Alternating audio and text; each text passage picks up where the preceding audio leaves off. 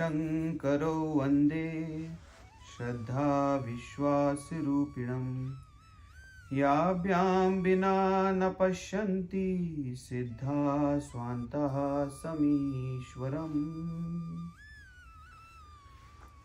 श्री रामचरितमानस में ब्रह्म को अलग अलग रेफरेंस में डिफाइन किया गया है। कई लोग उसको ब्रह्म कहते हैं, कुछ भगवान है, कुछ राम है, कोई प्रभु हैं, अलग अलग नाम से, कोई भी आप नाउन प्रोनाउन जो भी आप उसको देना चाहें। तो वो जो शक्ति है उसको अलग अलग रेफरेंसेस में अलग अलग तरीके से डिफाइन किया गया है। तो एक चौपाई आती है, व्यापक एक ब्रह्म अविनाशी, सत चेतन घन आनंद राशि, अस प्रभु हृदय अछत अविकारी, सकल जीव जग दीन दुखारी। तो आज इस चौपाई को थोड़ा सा समझने की कोशिश करते हैं कि कैसे इसमें ब्रह्म को डिफाइन किया गया है और वो ब्रह्म हमारी डे टू डे लाइफ में कहाँ रोल प्ले करता है। तो before we go in that, एक छोटी सी इंटरेस्टिंग स्टोरी आप लोग के साथ शेयर करते हैं, आपको बड़ा मजा आएगा सुन करके। तो रात का टाइम था, एक आदमी जो है वो सड़क पे जा रहा था अकेला, और सड़क के दोनों तरफ लैंप पोस्ट लगे हुए थे। कुछ लैंप पोस्ट की लाइट जल रही थी, कुछ के बल्ब नहीं जल रहे थे। तो थोड़ी दूर आगे जाने के बाद उसने देखा कि एक आदमी लैंप पोस्ट के नीचे कुछ ढूंढ रहा है। थोड़ी सी लाइट जल रही थी तो वहाँ वो ही was trying to search something. तो उस व्यक्ति को लगा कि अंधेरे में कुछ ढूंढ रहा हूँ, चलो मैं इसकी हेल्प कर दूँ, देखूँ क्या ढूंढ रहा है ये। तो उसने जाके पूछा कि भाई क्या प्रॉब्लम है, क्या ढूंढ रहे हो? तो उसने कहा यार मेरी अंगूठी गिर गई है, तो मैं अपनी अंगूठी ढूंढने की कोशिश कर रहा हूँ। तो उसने कहा रात बहुत हो गई है, लेट मी हेल्प यू, ताकि ये know it's not a safe area. तो उसने पूछा भाई अंगूठी कैसी थी? उसने बताया भाई सोने की अंगूठी थी, उसमें हीरे लगे हुए थे, जो भी था। और अब वो दोनों लोग वहाँ पर अंगूठी ढूंढना शुरू करते हैं। 15-20 मिनट हो जाता है, दोनों को अंगूठी नहीं मिलती है। तो जो पहला वाला व्यक्ति आया था हेल्प करने के लिए, उसने पूछा कि भाई साहब 15-20 मिनट हो गया ढूंढते हुए, अंगूठी मिली नहीं, तो आर यू श्योर अंगूठी कहाँ गिरी थी? तो उसने कहा नहीं, अंगूठी यहाँ नहीं गिरी थी, अंगूठी 2 लैंप पोस्ट पीछे गिरी थी। तो उसने कहा तुम अजीब बेवकूफ आदमी हो यार, तुम ढूंढ यहाँ रहे हो और अंगूठी तुम्हारी कह रहे हो 2 लैंप पोस्ट पीछे गिरी है। तो कहता हाँ यार चक्कर क्या है कि उस लैंप पोस्ट की लाइट नहीं जल रही है, इस लैंप पोस्ट की लाइट जल रही थी तो मैं यहाँ ढूंढ रहा हूँ। तो अब ये सुनने में ये कॉमन सेंस के हिसाब से बड़ी ये अटपटी सी बात लगेगी, लेकिन हम लोगों की लाइफ में कुछ ऐसा ही एग्जैक्टली हो रहा है कि अंगूठी ढूंढने की कोशिश की जा रही है, जहां पर चकाचौंध है वहां ढूंढने की कोशिश की जा रही है नहीं वहां पे, है दूसरी जगह पे, वहां पर कुछ प्रयास नहीं किया जा रहा है। तो हम पूरी जिंदगी उसी जगह पर अंगूठी ढूंढते रहेंगे, लेकिन जब वहां पर वो है ही नहीं तो आपको मिलेगी नहीं। तो अब इसको देखते हैं अपनी लाइफ में कैसे हम इस्तेमाल करते हैं। तो मनुष्य के 2 जगत हैं जहां पर हमारी चेतना काम करती है। पहला है दृश्य जगत, दृश्य मतलब जिसको आप देख सकते हैं, और दूसरा है अदृश्य जगत जो दिखता नहीं है। तो दृश्य जगत मतलब जहां जहां आपकी आंख देख सकती है, नाक स्मेल कर सकती है, कान सुन सकते हैं, जबान टेस्ट कर सकती है, हाथ पैर चल सकते हैं, ये दृश्य जगत है जो 24 घंटे हमारे आसपास हो रहा है। दृश्य जगत की एक खास बात है, दृश्य जगत बदलने वाला है। जिस चीज से आज आपको हैप्पीनेस मिल रही है, उसी चीज के जाने से आपको सैडनेस की फीलिंग आनी शुरू हो जाएगी। आज कल बीमारी नहीं है, आज बीमारी है, कल हो सकता ना रहे, परसों फिर हो जाए। आज कोई चीज आई आपको बड़ा अच्छा लगा, वो चीज परसों चली गई, आप फिर दुखी हो गए। आज घर बनाया बड़ा अच्छा लगा, आग लग गई घर में, हम फिर दुखी हो गए। तो ये जो दृश्य जगत के सारे एस्पेक्ट हैं ये बदलने वाले हैं। कल जॉब थी, आज जॉब नहीं है, दुखी हो गए, कल फिर आ जाएगी। तो ये जो शिफ्टीनेस है, तो दृश्य जगत में हैप्पीनेस शिफ्ट होता है। दूसरी खास बात क्या है दृश्य जगत में? एक हम एक्शन करते हैं, उस एक्शन का हमें एक एक्सपीरियंस होता है, और चूंकि उस एक्शन से बार बार वही एक्सपीरियंस होता है तो दिमाग में एक कन्विक्शन बैठ जाता है। जैसे एग्जांपल से समझें, सर में दर्द हुआ तो हमने क्या किया, हमने एडविल खा ली। एडविल खाते क्या हुआ, सर में दर्द में आराम आ गया। ये एक्सपीरियंस एक बार एडविल खाने का नहीं है, आपको जितनी बार सर में दर्द होगा आप उतनी बार एडविल खाएंगे और उतनी बार आपको आराम आएगा। तो एक एक्शन किया एडविल खाने का, एक्सपीरियंस हुआ, सर में दर्द कम, और चूंकि ये बार बार हो रहा है तो अब वो एक्सपीरियंस कन्विक्शन में चेंज हो गया। Everybody is following this, right? Medicine से तुरंत जैसे हम लेते हैं एकदम से आराम आ जाता है। तो एक्शन, एक्सपीरियंस, कन्विक्शन। माइंड के लेवल पे देखें, नई गाड़ी लेकर के आए तो बड़ा मजा आ गया, गाड़ी लेकर के आ गए। वही गाड़ी अगर परसों चोरी चली जाए तो दुख लग गया। गए, एक हम सोने का हार खरीद के ले आए, बड़ा हमें खुशी हुई। भगवान न करे सोने का हार चोरी हो गया तो फिर हम दुखी हो गए। तो एक्शन क्या हो रहा है? सामान का आना और सामान का जाना, ये एक्शन है। एक्सपीरियंस क्या हो रहा है? आने से सुख और जाने से दुख। और चूंकि ये बार बार हो रहा है, सालों से होता चला आ रहा है, हमारे साथ भी हो रहा है, हमारे पेरेंट्स के साथ भी हो रहा है, उनके पेरेंट्स के साथ भी हो रहा है, तो चूंकि ये एक्शन और एक्सपीरियंस रिपीट हो रहा है तो इसका क्या बन गया? एक दिमाग में कन्विक्शन बन गया है। दिमाग में इस बात की धारणा बन गई है कि सामान आने से सुख मिलेगा और सामान जाने से दुख आएगा। तो ये हो गया शरीर, ये मन की बात बताई, सुख दुख। अब बुद्धि पे आते हैं, जहां पर ईगो काम करता है। किसी ने तारीफ करी तो खुशी हो गए, किसी ने गाली दे दी तो दुखी हो गए। ये हमारे मित्र हैं, इन्होंने हमें अपने घर पे बुलाया, सम्मान किया, सादर किया। इनके घर में बच्चे का बर्थडे होता है, ये हमको इनवाइट करते हैं, हमको बड़े अच्छे लगते हैं ये।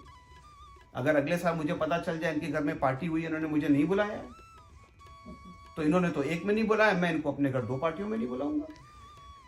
और ऊपर से तुर रही है कि मैं इनको बताऊंगा किसी तरीके से कि मेरे घर में पार्टी थी और मैंने आपको नहीं बुलाया। माइंड, ये बात बुरी लग सकती है, लेकिन हमारा जो माइंड है वो इसी डेविलिशली ऐसे ही काम करता है। क्योंकि दिमाग में एक्शन और एक्सपीरियंस, कि किसी ने तारीफ करी तो अच्छा लगेगा, किसी ने गाली दी तो बुरा लगेगा, ये एक्शन एक्सपीरियंस सालों साल हमारे साथ चल रहा है। तो ये एक दिमाग में कन्विक्शन बन गया कि तारीफ मीन्स खुश, गाली मीन्स दुखी। ऐसे ही अहम के स्तर पे घर में कोई बच्चा आया, सब लोग बड़े खुश हो गए, वो बेबी बेबी सब लोग हम लोग खिला रहे हैं, एवरीबडी इज वेरी हैप्पी। कोई छोड़ के चला जाए, दुखी हो जाते हैं, महीनों दुखी रहते हैं, सालों दुखी रहते हैं। और ये बार बार हो रहा है। घर में जब भी कोई, हमारे घर में क्या, किसी दोस्त यार के घर में बच्चा होता है तो बड़ी खुशी होती है, हमारे पेरेंट्स को किसी और के जाते हैं तो बड़ा दुख लगता है। क्योंकि दिमाग में ये एक्शन और एक्सपीरियंस मुतवातिर चल रहा है। तो एक कन्विक्शन हो गया है कि रिश्ते का आना मतलब खुशी और रिश्तों का जाना मतलब दुख। तो एक कहावत है बड़ी अच्छी कि दिल लगाना ही नादां अगर तुझे मंजूर है, तो दिल लगा उस नूर से, नूर कहते हैं सोर्स ऑफ लाइट, तो दिल लगाना ही नादां अगर तुझे मंजूर है, तो दिल लगा उस नूर से जिस नूर का तू नूर है। क्योंकि वो चेंज नहीं होगा। पत्नी आज है कल नहीं रहेगी, पति है नहीं रहेगा, बच्चे आज हैं कल नहीं रहेंगे, माँ बाप आज हैं कल नहीं रहेंगे। जब तक रहेंगे पूरी सेवा करनी है, जो भी हमारा सामर्थ्य है। लेकिन इस बात को दिमाग में बैठाना है कि कुछ टाइम के लिए आए, चले गए, ये है तेरा तुझको अर्पण क्या लागे मोए। कि भगवान आपने माता पिता दिए, हमने अपनी तरफ से 100% उनकी सेवा करी, अब आपने उनका टाइम पूरा कर दिया, हमसे जो बन पड़ा हमने किया, और अगर नहीं कर पाए तो हमें आप क्षमा करें। क्योंकि यही माँ बाप पीछे किसी और के थे, आज हमारे हैं कल कहीं और चले जाएंगे। एनीवेज, तो ये बात कर रहे थे हम दृश्य जगत की। दृश्य जगत में क्या है? कांस्टेंट एक्शन है, उस एक्शन का एक रिपीटेटिव एक्सपीरियंस है, और चूंकि वो एक्सपीरियंस रिपीटेटिव है तो दिमाग में एक कन्विक्शन बन जाता है। और हम लोग पूरे टाइम इन्हीं कन्विक्शंस में सुख और दुख, बीमारी हेल्थ, सुख दुख, 24 घंटे इसी में चल रहे हैं। और एक बहुत बढ़िया श्लोक है कि भोगः न भुक्ता व्यमेव भुक्ता। मुझे नहीं पता संस्कृत कितनों को यह है। इसका मतलब है कि भोगों ने हमें नहीं भोगा है। भोगः न भुक्ता, हमने भोगों को नहीं भोगा है। व्यमेव भुक्ता, भोगों ने हमें भोग लिया है। नेटफ्लिक्स का देखने बैठे, 30 मिनट का एपिसोड, पता चला 4 सीरीज बिंज करके उठ करके आ रहे, टाइम देखा घड़ी में सुबह के 2 बज गए। और अब तो अटेंशन स्पैन और भी कम हो गया। फेसबुक खोले, आपको रील्स दिखती हैं, वो रील्स कितनी तेजी से भागती चली। तो क्या है ये? हम बैठे थे इस भोग को भोगने के लिए, और हो क्या रहा है कि ये भोग, और ये डे टू डे लाइफ है। देखिए, मैं लोगों से बार बार कहता हूं कि आप राम को माने, मानस को माने, शिव जी को माने, हनुमान जी को माने, इससे कोई मतलब नहीं है। मैं जो बताने की कोशिश कर रहा हूं, it is beyond religion, it is beyond age, it is beyond sex, it is beyond ethnicity. Everybody is in this game together, कि सब जो है वो जो दृश्य जगत है उसमें हम सब जो है वो फंसे हुए हैं। तो एनीवेज, तो ये तो हो गया दृश्य जगत। दूसरा मैंने बताया क्या है, अदृश्य जगत। ये है काम की जगह, ये है जहां पर एक्चुअली अंगूठी रखी हुई है। तो अदृश्य जगत में क्या होता है, अदृश्य जगत में जब आपको सर में दर्द होगा तो आप एडविल खाएंगे, कोई दिक्कत नहीं है। मैंने आपसे कहा था कि एक विषयी है और एक साधक है, दोनों का एक्सपीरियंस सेम है। विषयी को भी सर में दर्द होता है, साधक को भी सर में दर्द होता है। विषय भी एडविल खा लेगा, साधक भी एडविल खा लेगा। लेकिन अब यहां नोशन में फर्क आ गया कि विषयी जो कि बाहर की दुनिया से गवर्नड है, उसका कन्विक्शन इतना स्ट्रांग है कि उसका सरदर्द एडविल से ही गया। लेकिन जो साधक है उसको यह पता है कि एडविल से थोड़ी देर के लिए सरदर्द में आराम आया है। जब तक बॉडी को अंदर से फिक्स नहीं किया जाएगा, बॉडी अंदर इनडाइजेस्टेड फूड पड़ा हुआ है, एसिडिटी लेवल हम लोगों के बढ़े हुए हैं, तमाम सारी गैसेस बन रही हैं बॉडी में, लिहाजा तरह तरह की बीमारियां हैं। आज आप एडविल खा के सरदर्द कम कर लो, कल आप इमोडियम खा लो, परसों आप लैक्टेट खा लो, उसके बाद हम अपना कोई एसिडिटी की दवाई खा लेते हैं। We are symptom chasers. जो बाहर की दुनिया है वो सिम्टम चेजर्स है, कुछ हुआ अब आप उसके पीछे एक्ट अपॉन कर रहे हो। जो अंदर की दुनिया है वो प्रोएक्टिव है।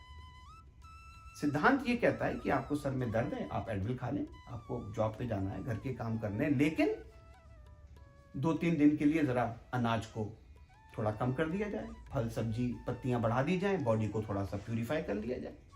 ये फिजिकल लेवल की अंगूठी है।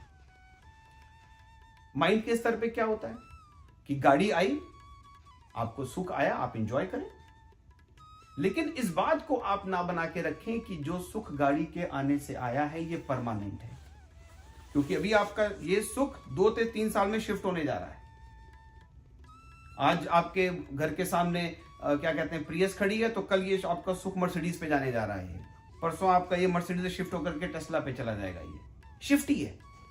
लेकिन जो साधक है वो कहता है अरे वाह, हम अच्छी गाड़ी लेकर के आएंगे, बढ़िया घर में रहेंगे, अच्छे कपड़े पहनेंगे, खाएंगे पिएंगे, खूब इंजॉय करेंगे। लेकिन अंदर से साधक को पता है कि अगर परमानेंट सुख इन चीजों में नहीं है, तो अब उस भोग को वो भोग रहा है, लेकिन भोग उसको नहीं भोग पा रहा है।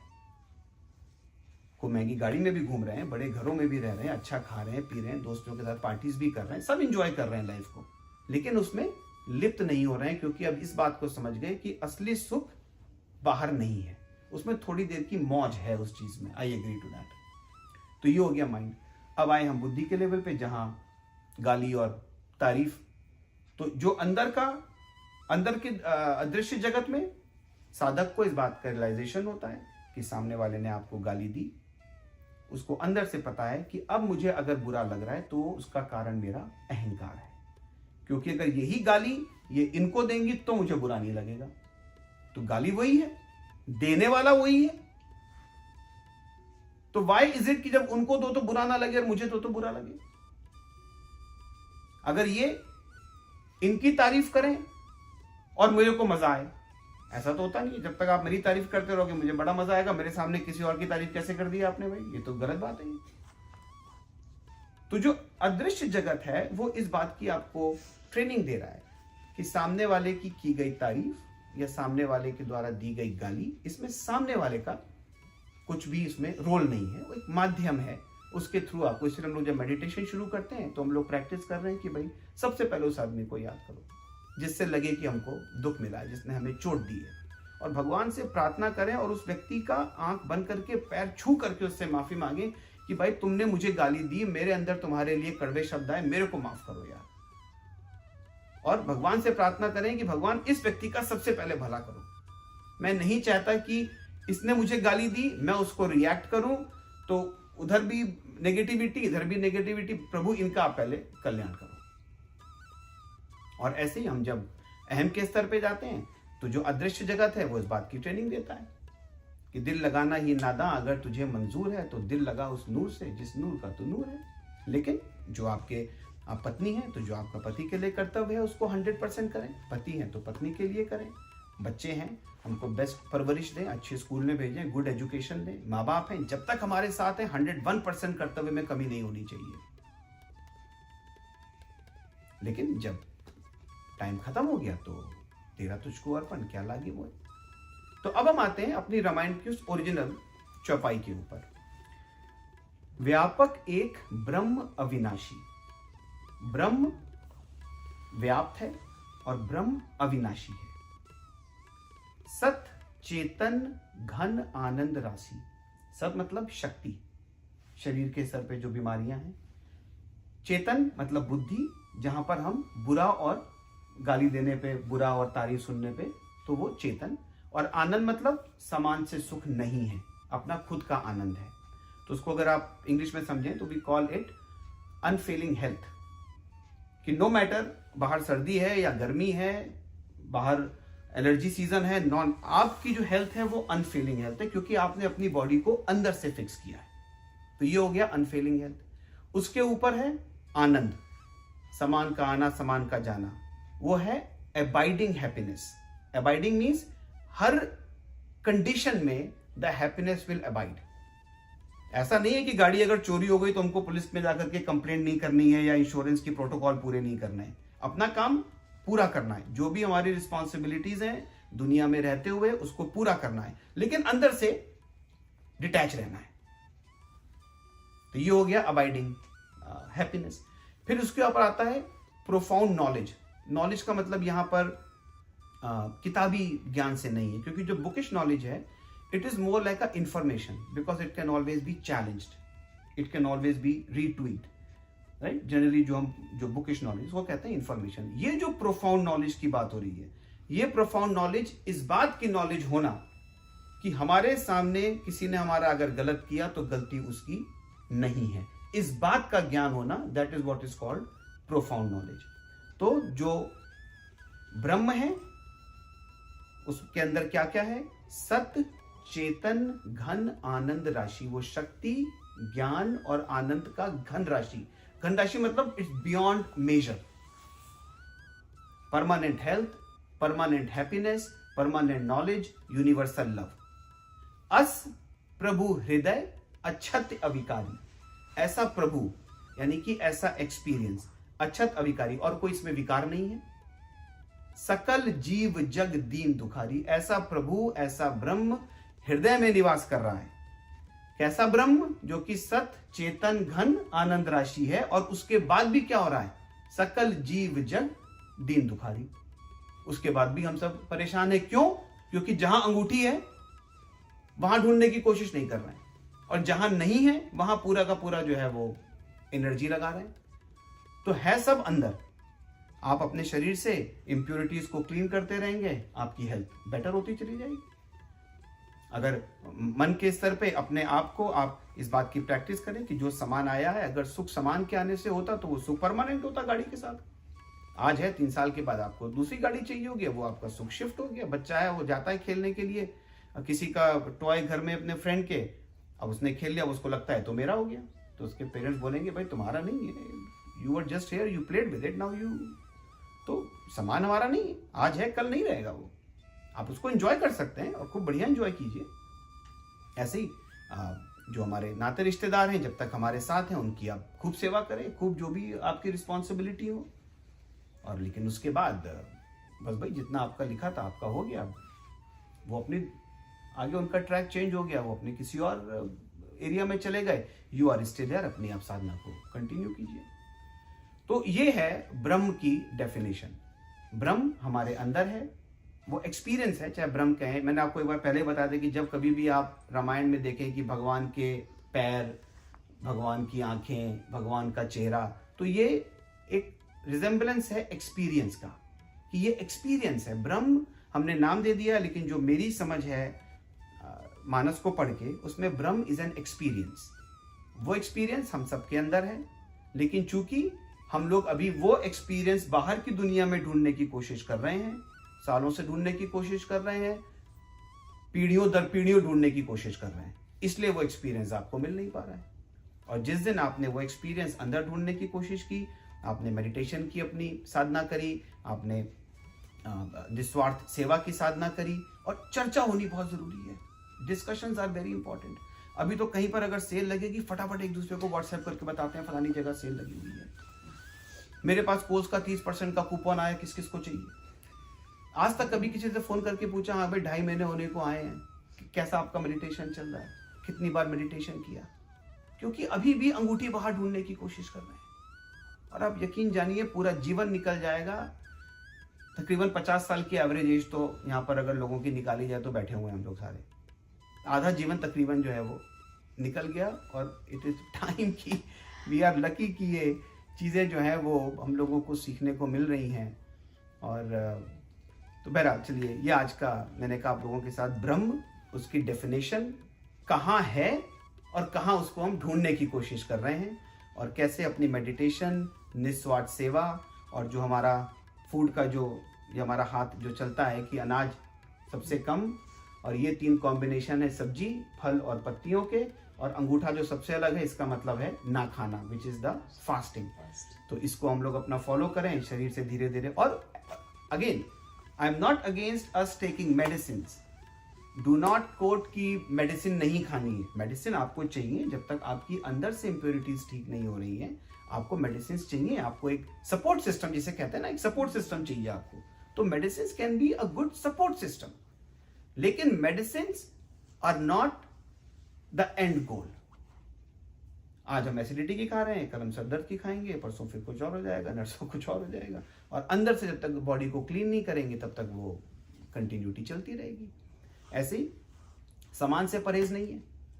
खूब सामान खरीदें, खूब बढ़िया घर हो, गहने कपड़े लत्ते खूब बढ़िया होना चाहिए, खूब इंजॉय करना है उस चीज़ को। राम नाम को अंक है, याद है सब लोगों को ये? तो राम नाम को अंक मतलब 1 लगा हुआ है, और सब साधक है, साधन है शून्य, सबके आगे 0। अंक गए, कछु हाथ नहीं। अगर वो अंक हट गया तो अब आप कितने भी 0 लगाते जाए, क्या फर्क पड़े। लेकिन अगर अंक बना रहा तो 10 गुण, हर चीज में मजा जो है वो 10 गुना होता जाएगा, अगर हमने भगवान को अपना पार्टनर बना करके रखा। तो ये कुछ चीजें आप लोग के साथ आज शेयर करी। तो बोल गुरुदेव भगवान की।